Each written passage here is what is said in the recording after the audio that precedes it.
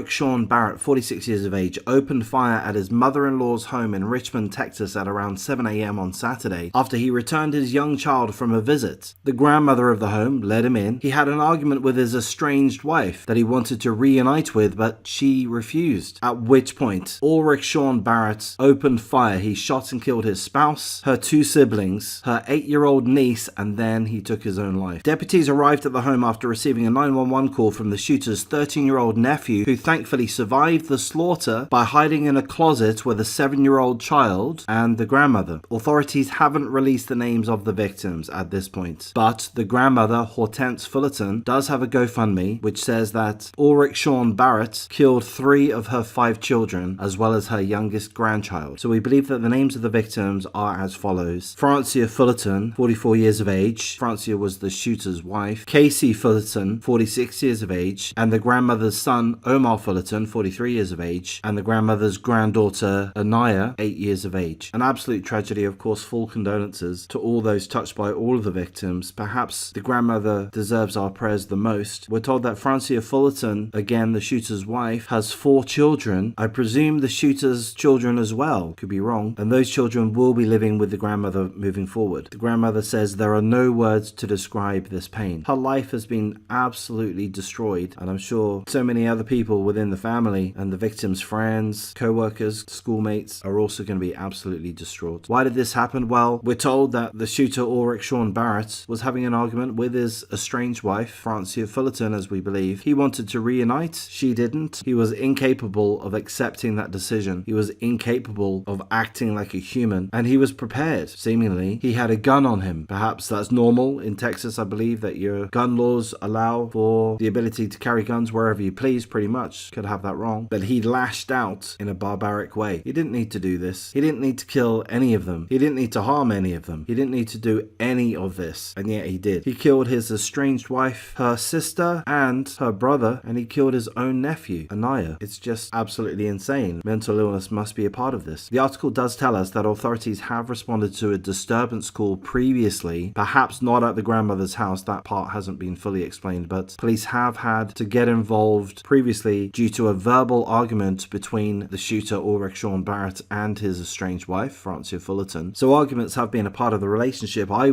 personally would say, well, that's kind of normal. That would be, what I would say. But hey, maybe it isn't. I mean, having arguments is normal, not to the point that the police have to get involved. So seemingly there was animosity, but the husband wanted to reunite, and yeah, he just wasn't able to process his estranged wife's decision. Sorry, buddy. No, not interested. I want the space. I want to move on. Upsetting, sure. But, it's part of life, isn't it? We just got to accept these things. He wasn't capable of doing that. I would be interested to know if he is known to have any mental health issues and what they would be, or if there are other factors at play. Was he incredibly stressed, perhaps due to financial difficulties, problems in the workplace, other factors going on, health issues perhaps? I don't know. Speculating, and it's perhaps a little pointless to do that, but I guess that is what the family members are doing, trying to figure out why the fuck this happened. Many people will point to gun control as being an issue. I'll comment on that very briefly. I kind of feel that mentioning gun control is kind of pointless. This happened in Richmond, Texas. As far as I understand, you guys in Texas, you're never going to give up your guns. And I'm not saying that's a bad thing. I don't think it is a bad thing. I think that if it was possible to eradicate all guns in the country, then yeah, I'd press that button, but it's not possible. You've got too many guns there. Your criminals have access to guns, machine guns, AKs, Dracos, switches, extendos. They got all of the guns in the world. Your gun enthusiasts, they've got all of the guns in the world too. Their AR-15s and,